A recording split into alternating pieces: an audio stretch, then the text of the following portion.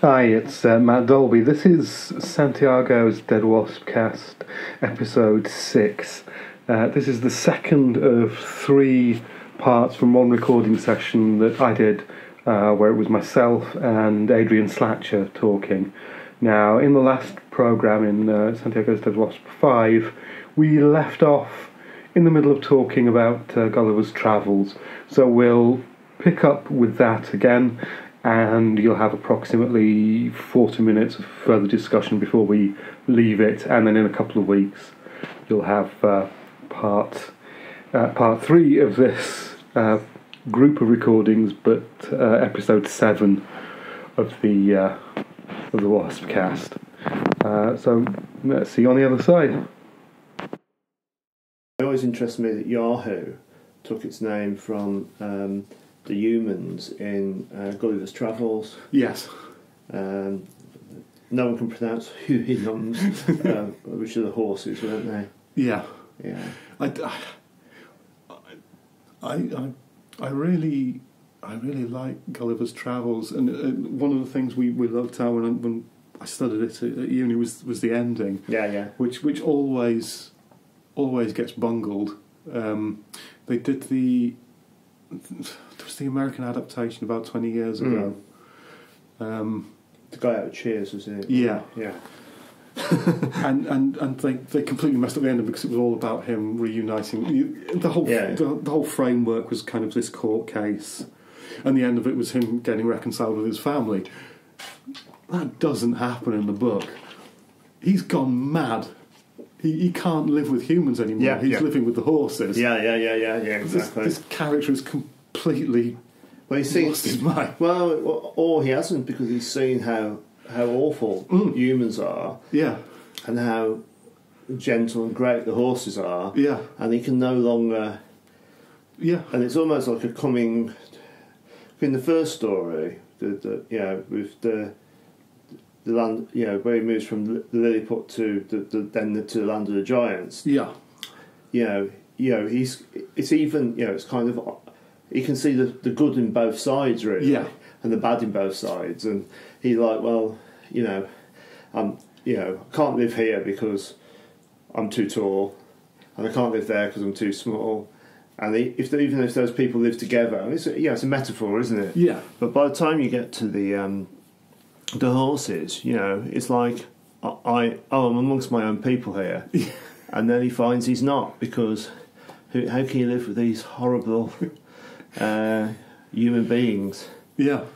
I think the hooninums, it's supposed to be like the sound that they make, kind of. I guess, yeah. Like Yahoo is kind of, it's Yahoo, yeah.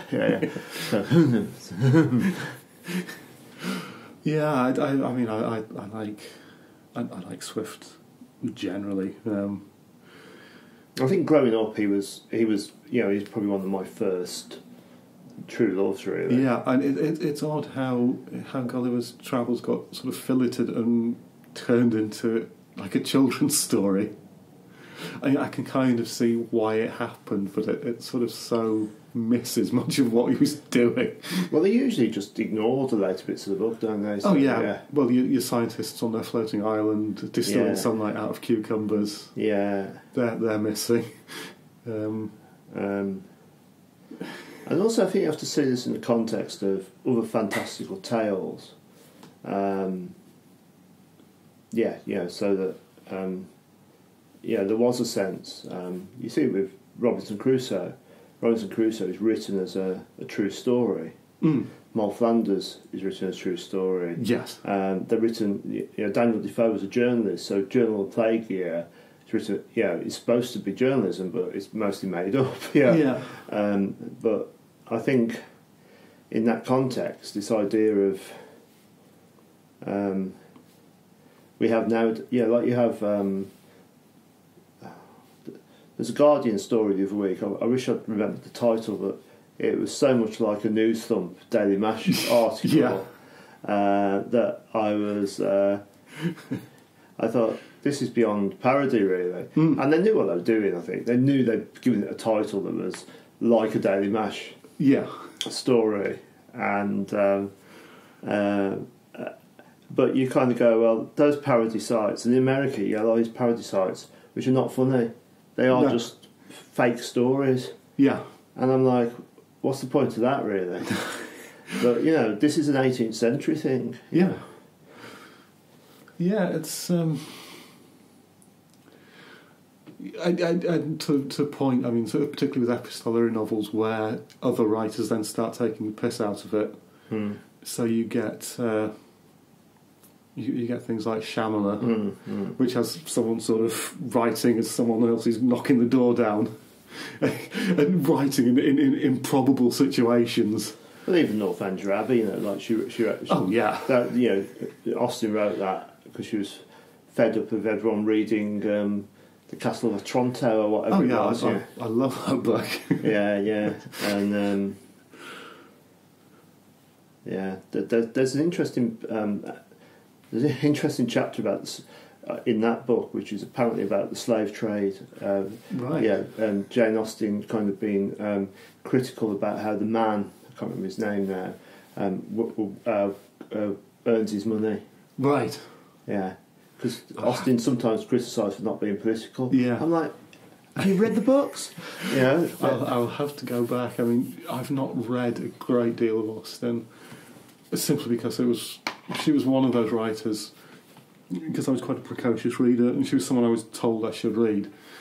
So my automatic response was, no, I'm going to go and read these horrible, racist, misogynist pulp writers of the early 20th century. Thank you very much. Yeah, it's interesting it falls in out of fashion, actually. You know, like a lot of... I like picking up like lesser-known books by well-known writers. There's, if you've ever read the very funny Cold Comfort Farm by Stella Gibbons, which is kind of almost like a Lawrence parody. Ah, right. Yeah, very, very funny book from 1920s, I think.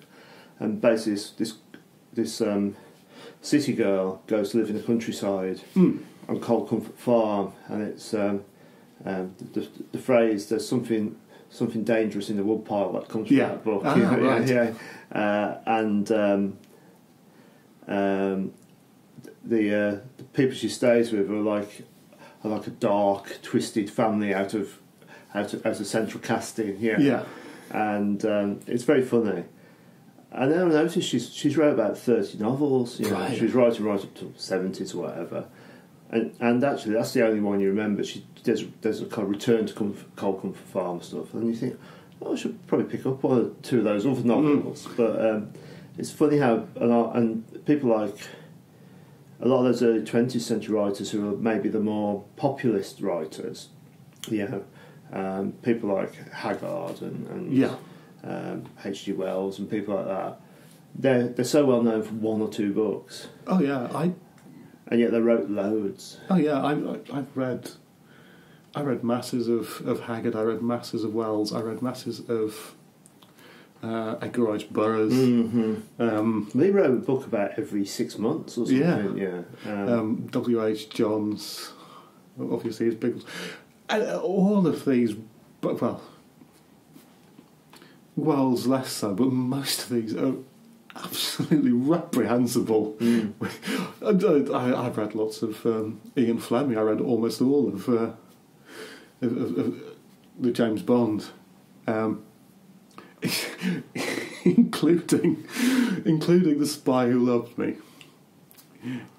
And there's a point, a couple of hundred pages into it, where the narrator, who is supposed to be a woman, this is Ian Fleming writing as a female character. Oh, right. And at some point, she's this narrator says something along the lines of, "Every woman wants to be raped a little." And at the age of 11, even I was like, "Hang on a minute, yeah. Fuck." Yeah, when you know what that is, like it's been in the news this week, hasn't it? Because apparently there's a scene in Poldark, which I don't watch, where it's non-consensual sex, but she wakes up the next morning and she's glad of it, and apparently it's important in the plot, but the BBC has filmed it in a way that because they don't want to make Ross Poldark or whatever into a rapist, right? And yet he did rape her. So it's like, you kind of it's woolly because you're seeing it on screen, but it's probably not woolly at all. And if you talk about historical, it's actually that's what happened. It happens today, but it's like in those days, the consequences were not there. The consequences were all for the woman. Oh yeah. It's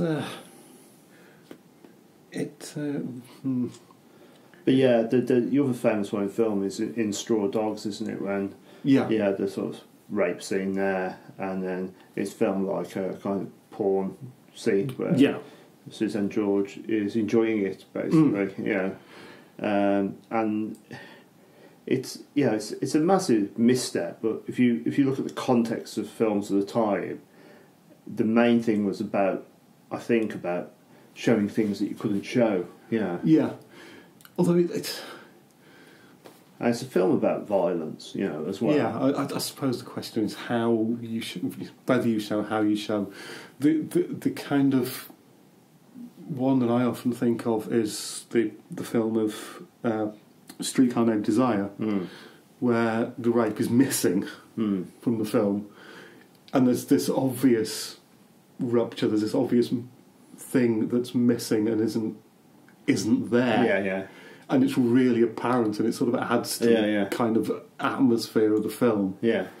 But it does sort of make it, in some ways, slightly more disturbing. But you're aware that there's something that isn't there that I don't want to say should be, but sort of structurally.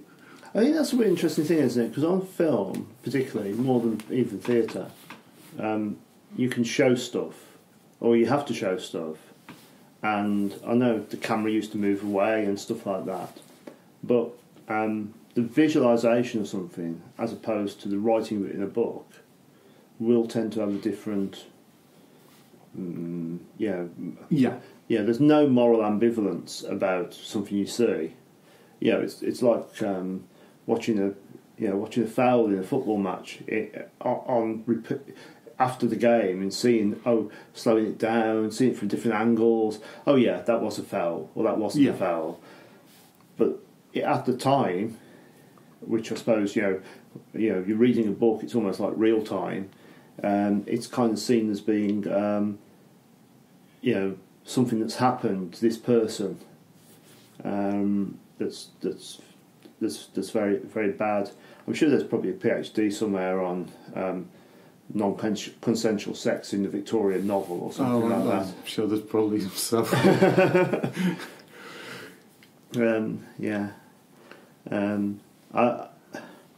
I think it's interesting in terms of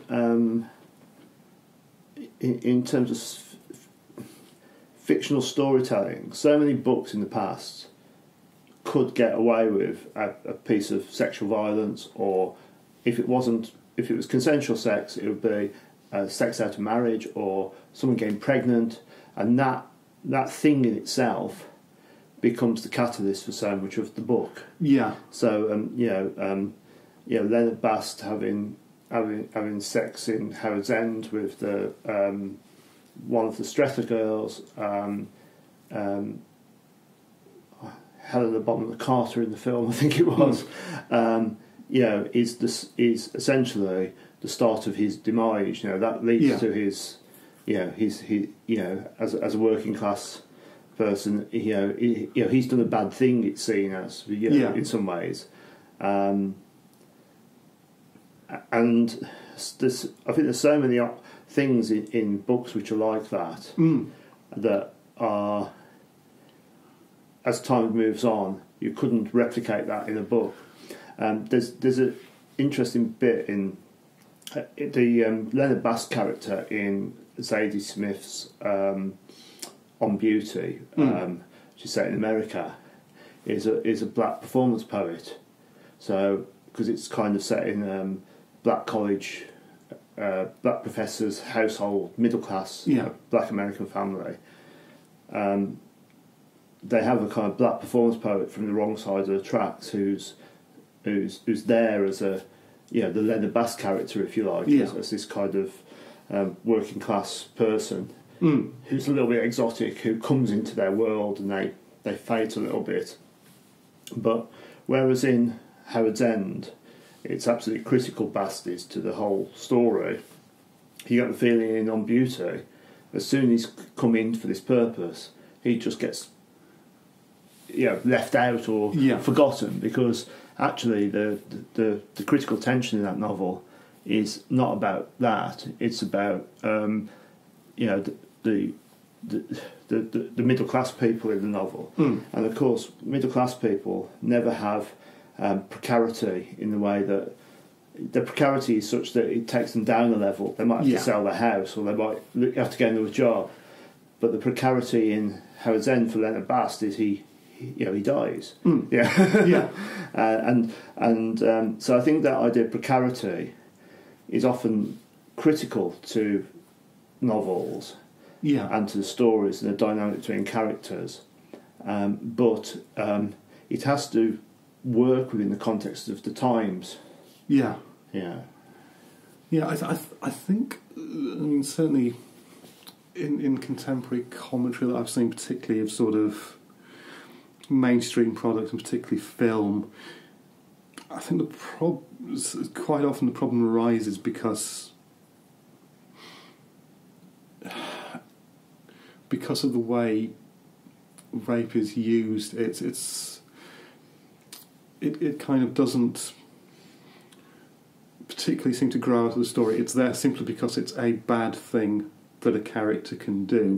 And it's either kind of instigates a sort of woman in the freezer, white knight kind of thing. So this is motivating a male character to come in and save the day, or it's to show how abominable another character is, which is simplistic and sort of becomes a bit salacious. Then really, it's kind of unnecessary.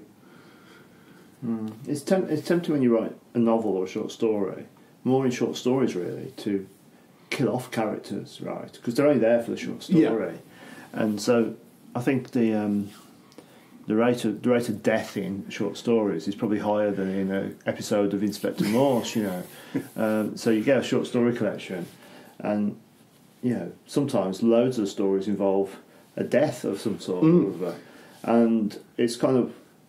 Whereas in a novel, you have to be very careful with that, weirdly enough, because you've got the characters for a longer period of time. A death has consequence, so I think a young or a starting writer's one of the errors that you sometimes make is have something massive happen in the first chapter that means that you've got to spend the rest of the book with if someone's killed someone in the first chapter, you've got to spend the rest of the book dealing with that, and that often means, to make it realistic, you often have to turn it into almost like police procedural or something like that. And the novel I wrote in my MA years ago, I tried to have my cake and eat it, which I'm not quite sure worked, but it didn't get published in the end. But I basically have decided a character went missing. He was a tramp on the South Bank, and he disappeared. He'd been there, and then he wasn't there. And first of all, it was a case of had he drowned, and then the character who'd done something that evening, who'd ended up in a fight with it, had this kind of guilt hanging over him. But at the end of the novel, it turned out the reason the character had died or something bad had happened was not to do with that. It was to do with something else. So but it was difficult because I had to deal with it in the novel, and I couldn't forget about it. But it did create a kind of credibility for a character, I think. Because if you know a character has got something hanging over them, you can kind of deal with that really. Well, I have that situation with a script that I'm writing at the moment, where it kind of jumps around in time. I'm very early on in it, but I kind of know pretty much how it's structured. Yeah. But you start with an older woman who's living pretty much as a recluse in a very isolated house in the countryside, and she meets two younger women, and it's the main. She's not actually the main focus of the story. The focus is really kind of on the interrelationships of these three women, and particularly on one of the younger women, and her relationship with this older woman. But you'll find out later that the older woman at some point ended up killing both her husband and her very young child, and this has sort of shaped the whole of her life. It's why she is like she is, why she's living in an isolated way, and why she's sort of tried to make the best of her life. But I don't want her to be a particularly monstrous character. I want her to be sympathetic. And again, I also don't want to go into too much detail. You won't ever actually see what happened. You'll only ever hear her recount it, because it's not particularly important to see these things enacted in that sense. There are other things that are happening in the script. It's kind of part of the background. It has sort of thematic reasons for being there, but it's not supposed to be the kind of overarching thing. Do you think it's quite hard in writing a drama to actually tell backstory? Because in a novel you can obviously have flashbacks, you can obviously have you can have narrative rather than exposition. It's difficult to avoid exposition. With this, because that's not the story that I want to tell, but it's something that I want to be there. I'm going to have to, once I get to that, I'll have to let out that information. Again, with the scripts that I'm doing, I'm trying to do what I've done with short stories and with poetry, which is foreground other elements. So with Drowners, character really takes kind of a back seat. With this one, character's a little more to the fore, and the language isn't quite as loaded, but it's still meant to be very, very artificial and very non-realistic. I don't want people sort of doing naturalistic talking, chatting over each other. Because that's fine, it has its place, but it's not. It's not particularly what stage drama is good at, and it's not what I want from this. But you can create a world on a stage, can't you? And the world can be anything really. I remember seeing Shopping and Fucking years ago, and although it was very much a kind of contemporary story at the time, sort of contemporary gay story, I guess, it was hyper real, and actually it was all the better for being so. Really, even something like Closer by Patrick Marber or something very similar. It's like real people don't talk like this. No. I hope not. But that was there was a kind of obviously a visual style, but there's a verbal style, I think, that kind of allowed that to happen. I've been thinking a lot about. I spent a lot of my life thinking about Othello, actually. But I've been pondering Desdemona recently. Because I think we concentrate on the idea of Othello as the outsider. Because he's the Moor, etc. And I'm like going, well, who was Desdemona? Who was Desdemona, apart from she was the daughter of the Lord or whatever? And why is he so obsessed with her not marrying Othello, even though it's already happened? Yeah. Why is Othello attracted to her? So I'm thinking Desdemona was also an outsider. Yeah. Yeah. It's kind of set in Italy, really, but kind of Italian island, and yet she's clearly not a dark-skinned Italian. No. So I had this idea of Desdemona might actually be Scandinavian. Mm. Yeah. Yeah. It was because I was in Finland last week. Yeah. Not that Finland's Scandinavia, but it's like I was in Finland last week. I was writing something. I thought Desdemona. I think she's Finnish. So I've got this mad idea now, and I need to go back to the text. But because there's so little backstory in Shakespeare's plays, yeah, because you can't write that, and also, apart from where it's the history stuff, I thought actually Desdemona's kind of a bit of a blank canvas. Yeah. Because we don't quite understand why she is so supine, I guess. Mm. We don't understand why she's so loyal, etc. So I'm thinking maybe her father wasn't really her father. Maybe she's Scandinavian. I'm like, I'm working on improving Othello at the moment. It's one of the plays I don't know terribly well, but thinking about backstory, I mean, one of the plays I do know reasonably well, and which fed into the current script is The Tempest.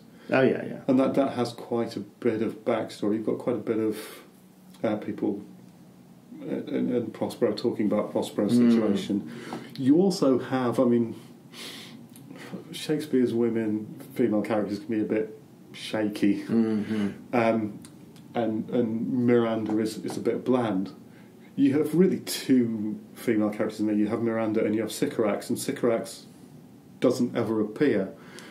She's only there in Prospero's accounts of her and in things that Caliban says, and pretty much everything that Prospero knows has come from Caliban, and yet she's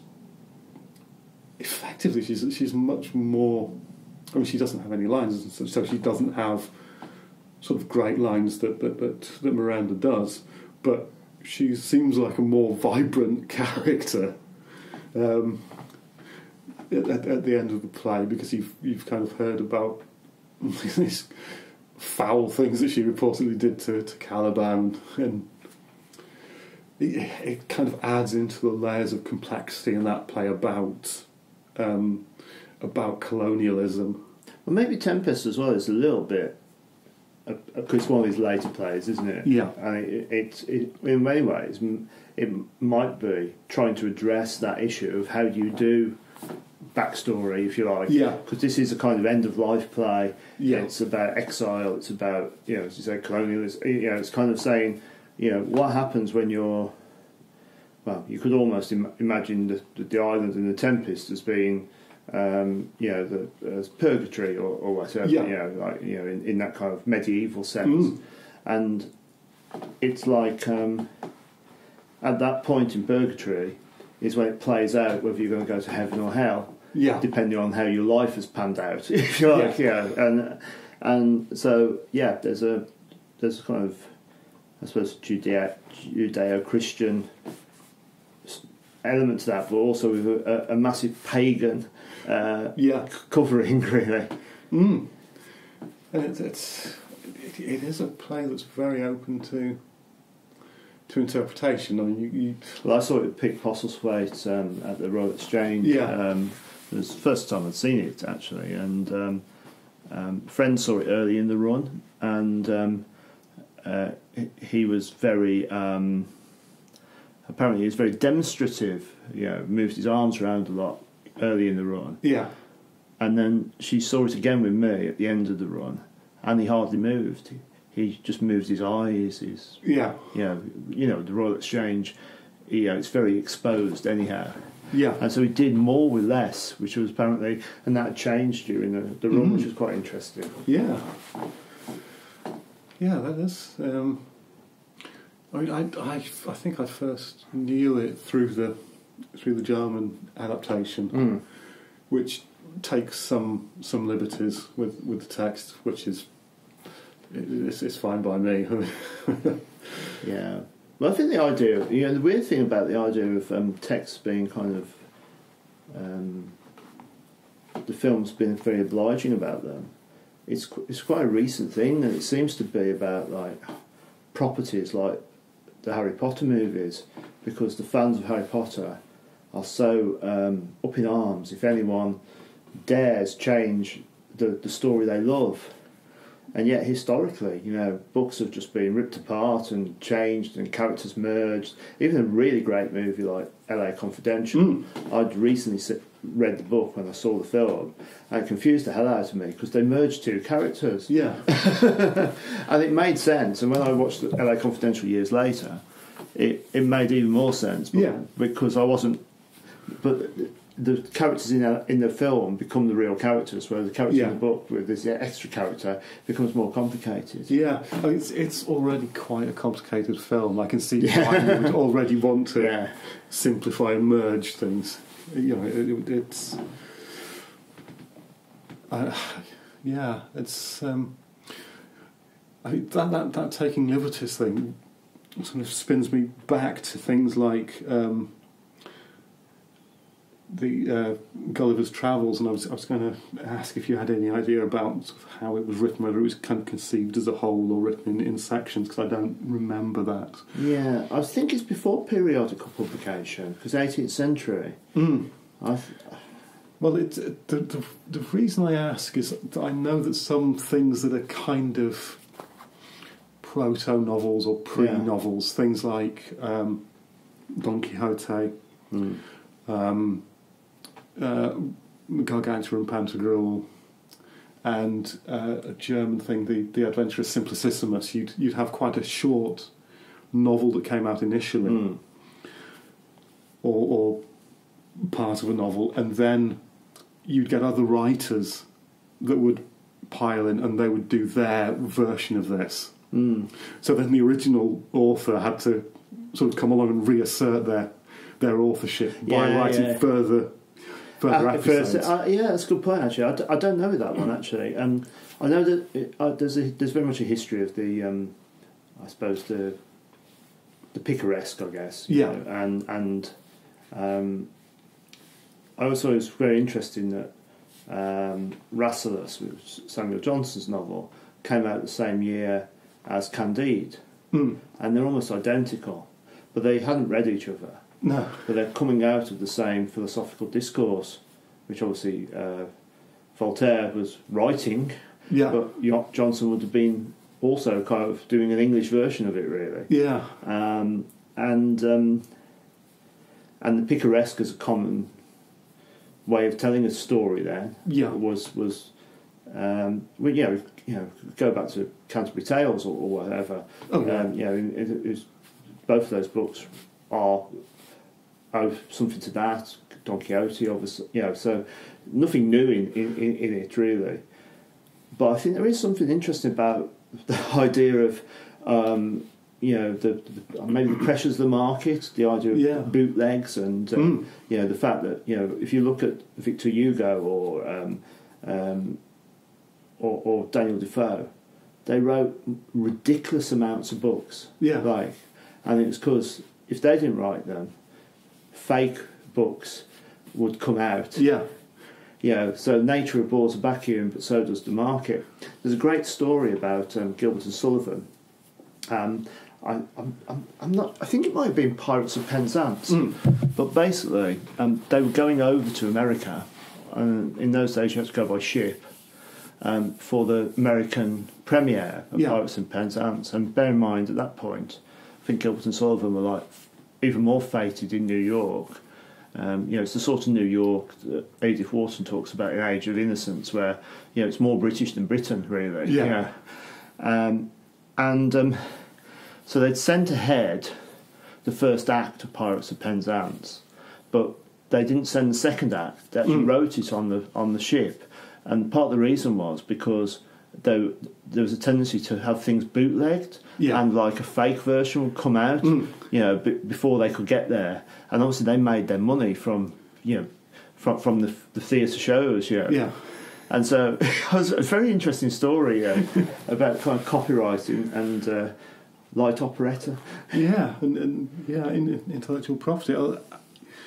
I mean, I guess to an extent that's sort of the role that the fan fiction fulfills these days. Yeah.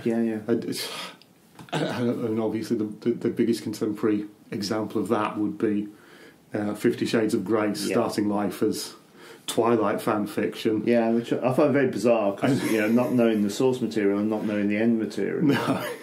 I was looking at Sky. You earlier you were talking about Sky in Manchester and stuff, and I was looking at Sky yesterday, and I was thinking the sky's grey.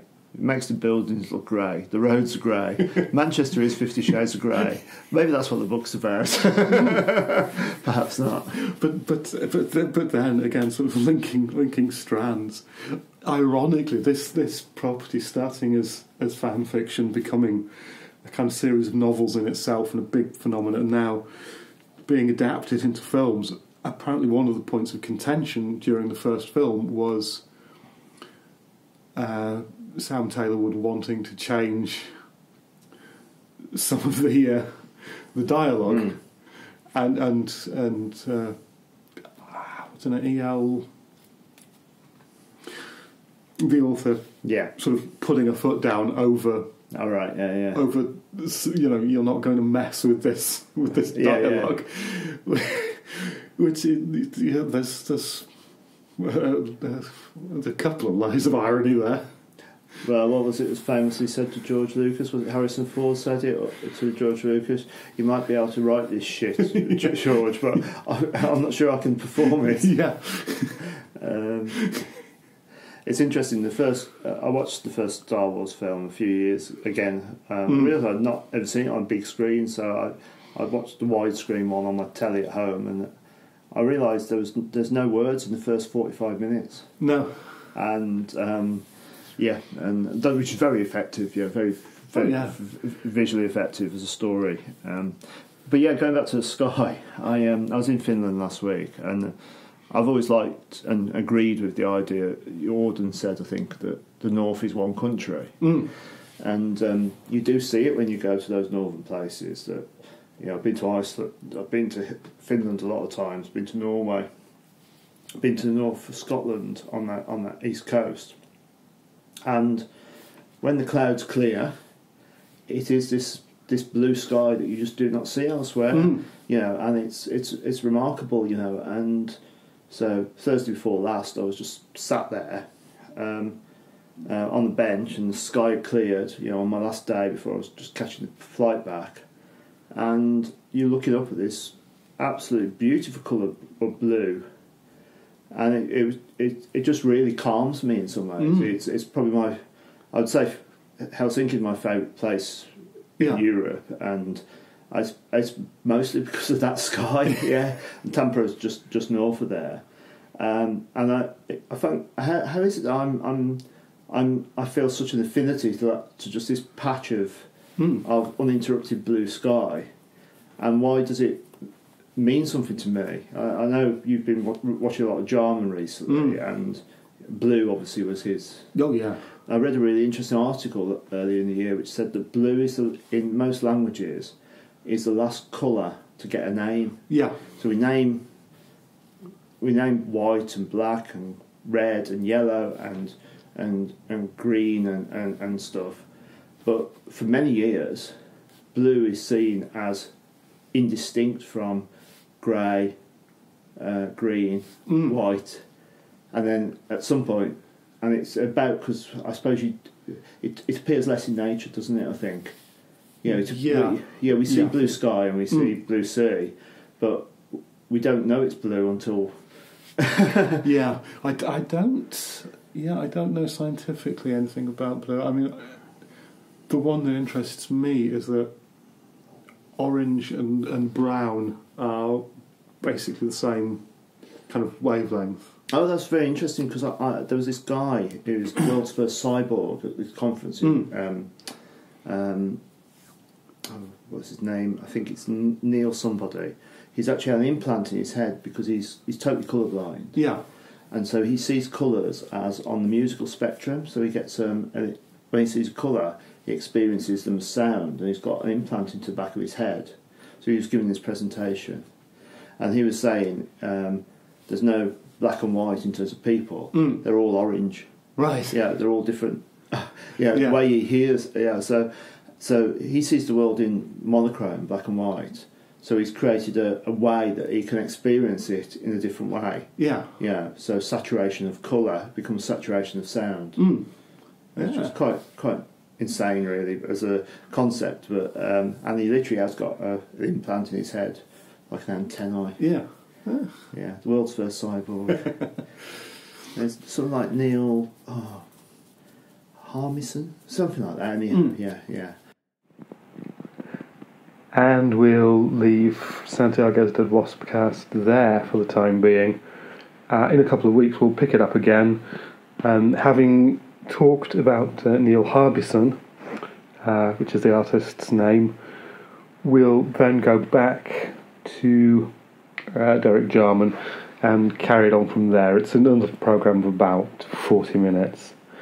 So that's all for this episode. We'll see you at the next Santiago's Dead Media next week, and in 2 weeks' time we'll be back with the next Waspcast. See you now. Bye.